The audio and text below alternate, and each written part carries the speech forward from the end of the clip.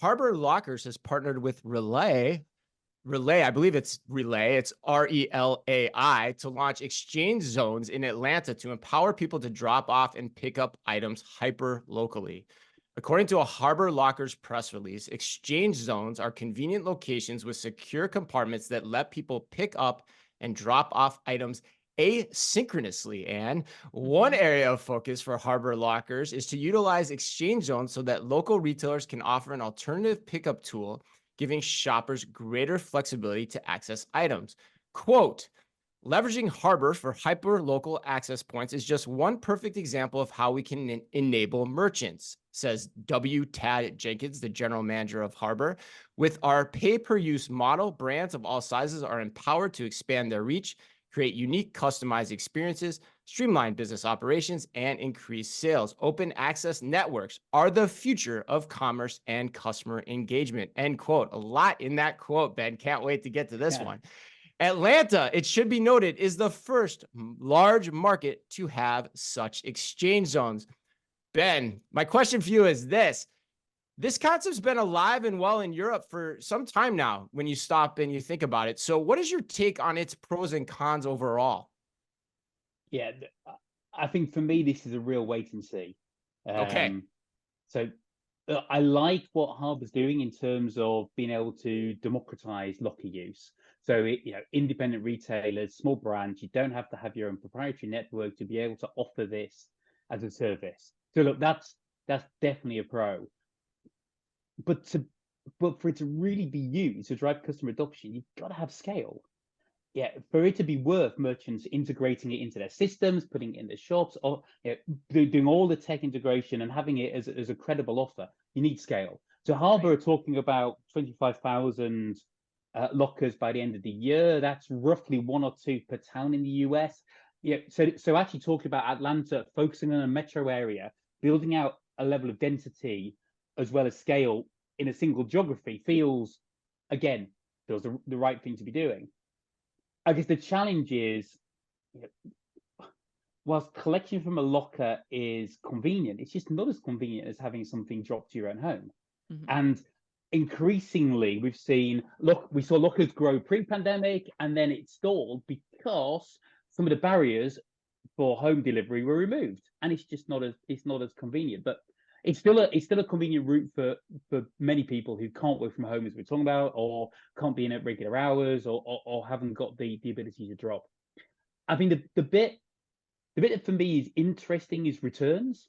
Hmm. Um, that it's something you can already do for Amazon. You can return your product into an Amazon locker, but to be able to do that for a smaller independent brand could help you drive your confidence in making a purchase from that brand. It's the ease of the return. If we're removing those ease of return barriers, so look, I can see the plus points. I can see for a mall owner or a C-store owner how having it in the store could drive some footfall, could be a positive.